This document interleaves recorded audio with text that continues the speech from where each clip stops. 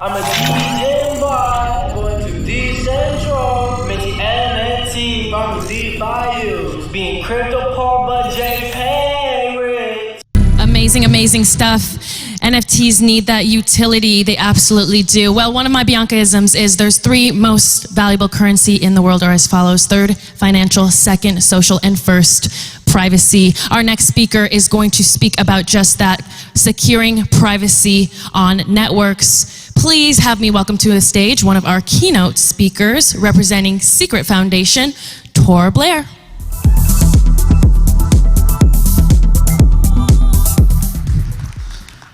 What's up, Austin? And I love you too, whoever you are. Let's see, am I getting the slides up here? Let's see. All right, yeah, I'm getting slides up here. Heck yeah, let's do it. So, I'm Tor. I'm the founder of Secret Foundation. I'm working on Secret Network alongside the other 50, 60 people you may have seen in the halls already. We're all called secret agents. We're agents of change in the Web3 space. We're trying to evangelize privacy technologies. So a big focus of this presentation, which is entitled, Secret Network, Unlocking the Future of NFTs Through Privacy, is tying that story together. What does privacy have to do with NFTs? Right? So by the end of this, we're going to figure out what's wrong with NFTs, because there is something wrong with NFTs. And then what's the secret? If you can't tell, we love the branding, we love talking about secrets, but we're going to specifically talk about the secret of Secret Network and how we're solving this problem. We're going to talk about some of the projects that are already building these solutions on Secret. Maybe you've seen them in the halls, maybe you've read about them, but I'm going to go through at least a few of them that you can already be getting hands-on with. And then number 4, of course, the last thing I always show off, how do you build? We're a community of builders. I want to get more builders into the ecosystem so that you can start collaborating with all the other secret agents around the world, building your own solutions. If you were here earlier, you heard Kevin Smith say Web3 and Secret specifically is just a giant playground. There's so much to build, there's so much that hasn't been tried. So by the end of this, I hope you're inspired to try something for yourself. We want to unlock the future of NFTs, right? If you're here, you've probably heard the word NFT at least once. We're talking about non-fungible tokens. These are just pieces of code living on a blockchain that are supposed to represent something that isn't the same as anything else. And that means it can represent any kind of asset. It's a new kind of way, it's a permissionless kind of way of storing and trading these scarce digital assets that could be tied to real-world assets or could represent something that exists only in an online digital metaverse. But this can revolutionize pretty much every vertical. We're talking art, visual art, we're talking about movies, of course, we're talking about finance and the financialization of assets on a blockchain.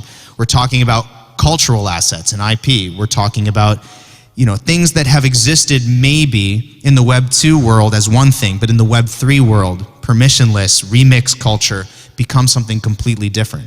We're already seeing it happen. It's a multi-billion-dollar industry, but for some reason, it feels like we're still kind of stuck. There is one very big problem with NFTs. Because blockchains are public by default, we're going to get to at least one blockchain that isn't, but because almost every blockchain, Layer 1 blockchain, is public by default, digital ownership with NFTs is kind of broken. It doesn't feel like real-world ownership. I can give an example, right? Like if something is in your house, we know we own it because it's in our house. We invite people into our house. We invite people to interact with the things that we own. If we choose to share something with other people, then it feels like we have control over it. It's not enough for it to just be something that we say we own or that sits in a wallet we can claim we own. It's still not true ownership if we have to always let everybody into our house. Anybody can walk in and out and see everything. It feels very exposed. That's not true ownership, and that's because true ownership has its roots in privacy. Privacy being the right to share what you want with whom you want under the conditions that you want it to be shared. Without native privacy, without this privacy built into the NFT itself, we really can't build and hold value. Not for creators, right? The people who are putting their hearts and souls into creating non-fungible assets and art on the blockchain, but also for collectors. People who want to believe that when they buy these things, when they collect these things, when they put their own resources into these ecosystems and these assets of scarce cultural value, they want to know that this is going to be meaningful in the future, that it'll be worth something in the future. That when they own it, it feels like ownership. And if they choose to sell or transfer that ownership to something else, they need to know that person's going to value that ownership too. And the public by default model for NFTs does not support that. This brings me to Secret. I said that most layer ones are like this, but Secret is not. We built Secret because we knew we needed a different kind of blockchain. We needed a blockchain that was private by default. It's a different model, but it's a better model. Because now you start with a blockchain where things are private until you want them to be public. If you choose to share something with someone, you can. All the data on the chain is encrypted if it's being used in an application. But if you choose to share it with an application, if you choose to share it with another user, you can. You can always make something private public again. You can always choose to share it. But once something starts public, you can't put that back. The cat does not go back in the bag. The toothpaste does not go back in the tube. The private by default model isn't just about having privacy. It's about having choice. Public by default model is not the choice model. Private by default is. And choice is everything. That consent is everything. When you're a creator, when you're a collector, and you're thinking about scarce digital assets, and you're thinking about identity and reputation represented as scarce digital assets on a blockchain. So Secret is a data privacy hub. Not only is it a layer 1 blockchain, it's also built to be interoperable with all these other blockchain universes. And maybe those are public by default. But we are a data privacy hub. When you're on Secret, you know that your privacy is being protected. The assets that are on Secret are protected in a way that they aren't on any other chain. And this is going to enable thousands of new kinds of applications to be built, especially for non-fungible assets, for metaverse applications, for gaming, all these things that rely on digital scarcity and the ability to have true digital ownership. They have special features, right? A Secret NFT is not like an Ethereum NFT. An Ethereum NFT has public ownership and public metadata. That's it. It's very inflexible. It's actually a shallow model. I call it shallow because it's just like, it's there and everybody knows what it is and everybody can see you have it, right? Like if you have a Bored Ape and you flex it on somebody, right? How cool is that? I'm flexing on you. I think it's actually a very shallow use case. All you're doing is proving you have something that somebody else doesn't. And everybody knows you have it. But a meaningful model would allow you to have public or private ownership. It would allow you to choose whether you're sharing this piece of your identity with somebody else or not. It would have public or private metadata. So some of it is known to everybody. The public metadata says everybody can know this. The private metadata says I'm the owner. As the owner, only I can know this unless I choose to share this with someone else. There's a lot of different use cases for Secret NFTs that have this native privacy and native access control, that can have public or private ownership, that can have public or private metadata. I put out a few here. I'll touch on them really quickly. But you can see that each of these use cases is just one of many use cases, and each of them has a lot of depth in itself. So creator monetization is one. You sell an NFT today, everybody knows what it represents, everybody can see it. There's this right-click save thing going on. I see you using an NFT. I'm just going to grab the picture. I'm going to download it. I'm going to put it in something else. It's kind of like a weak argument, but it's still a confusing argument because it's kind of right. Like, why does everybody have the same access to something that I'm supposed to own? It doesn't feel like true digital ownership. But as a creator, what you can do with private metadata and Secret NFTs is you can have something in the public metadata that everybody would know. And then in the private metadata, you put something that is the high resolution version of the image, or the full version of the song, or the full version of the movie. Anybody can see the preview, anybody knows what's inside, they know who created it, but the actual meaningful asset is something that is controlled and owned by the owner. It's a much more sustainable model, and I can make a much stronger argument why those kinds of NFTs are going to have value in a year or 5 or 10 than the shallow public by default NFT model. Then, of course, there's this private gallery use case. Maybe you don't want everybody to know exactly which NFTs that you own, but maybe there are some people that you do. You want to show it off for your friends. You want to do a private display in the metaverse. Well, without revealing everything in your wallet, without letting everybody walk into your house, you can do this private gallery model quite simply on a network like Secret, where anybody can sort of rent access to see what you have. And again, as the owner, you consented to that. You let somebody over to your house. It's a better model for the owner because now the collector has the agency and they can monetize their collection just as the creator monetized their creation initially. There's also tremendous privacy concerns for artists, especially artists who come from marginalized cultures or work in marginalized worlds. You care about your privacy and your security on a financial basis too. And on a network like Secret that's private by default, it's not just for information, it's not just for NFTs, it's for everything. And we give you those guarantees all across the network for everything that you do. That's important to artists, but it's also, again, important to big collectors who care about maybe not having everybody know that they own 10 Bored Apes and putting a big target on their backs, unless, of course, they are ready to tell someone that they own it. They're still having to consent. Again, a better model, a safer model for ownership. And then lastly, but very importantly, identity is very complicated. We want to express our identities with our communities oftentimes and not have to perform them for the entire world at once. Community access control with Secret NFTs makes a lot of sense. You unlock access to this community through your ownership of this private by default NFT. And now you're in the community. And the community might know who you are and they might know what you have, and that's okay because you're all part of the shared culture. You all have the NFT or you all have this social context. But now you don't have to have everybody in the world knowing what you're doing. You have the safety of that community where you feel safe to share. And you're not forced to share everything with the world like you would on a public by default blockchain. So there's all these advantages, all these use cases for thinking about a private by default model for NFTs as the only model that's going to be sustainable. And the only reason we haven't had this is because we haven't had a network like Secret to build these rails. So people have tried a lot of things with NFTs, and that's already billions of dollars going through this industry. But imagine what it could be if only we embraced these kinds of use cases and built them on top of Secret.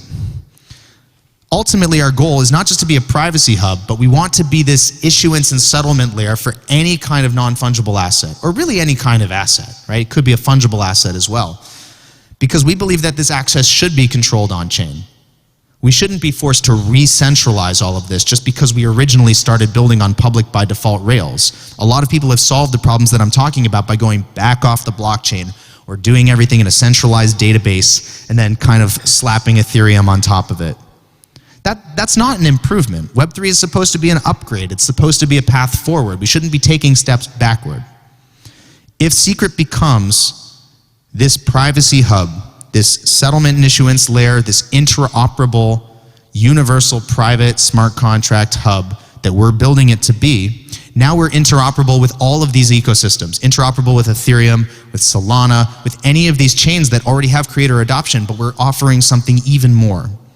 We're offering the opportunity to build with privacy by default and experiment in ways that you can't in other ecosystems. And for us, that's incredibly inspiring, and it's a mission worth pursuing. And we believe that's what's going to not only unlock value for creators and collectors, but that's what ultimately is going to be the only way that will sustain it without having to take step backward into the Web 2 world that was never working for creators to begin with. So, who's already building? If you've been here all day, if you've been listening all week to what's been going on, you probably already know at least about this one. So LegendDAO, and I'm getting to Kevin Smith in a second, that's the next slide, but LegendDAO is a play-to-mint NFT platform, and that's built on Secret. And its own universe, right? You build this entire gamified universe of discovering collections, minting collections from the biggest creators in the world, the biggest, people who want to play in that sandbox, in that playground, and experiment and reach these communities. This is a platform that if you are a creator, you're going to want to launch on because we can take that to a universe of collectors who know exactly what it is that you're trying to experiment with, what you're trying to build. They want to play in that playground with you. And all of this has a bunch of very unique mechanisms like having the DAO treasury, backstopping and underwriting new collections, exclusive drops. Again, this is a world-class platform, and it's really only possible on Secret. Similarly, with Kilroy was here in particular, what Kevin Smith is dropping on Secret Network, and this is where I say make sure you come to the after party tonight at the venue, right? Open to the public at 9, going till 2. Kevin will be there. He's releasing his movie as an NFT. And there's a generative art collection that's launching. And it's all on LegendDAO. It has the behind the scenes footage. It utilizes the private metadata. It's much more inclusive, right? These are the kinds of creators we want telling the story that we've already been telling about the link between privacy as a technology, privacy as an ethos, and the way that creators are going to be empowered in Web3. He's been a storyteller his whole life, and now he's telling our story alongside us about why this is the platform that's going to unlock the next stage of evolution for NFTs in the metaverse. But even before this was launching, we had a ton of community experimentation as well, grassroots projects in the Secret ecosystem that were demonstrating the value of Secret NFTs. The one that I always like to feature. Any Anons in the audience? Why did you do that? Anyway, thank you, Anons.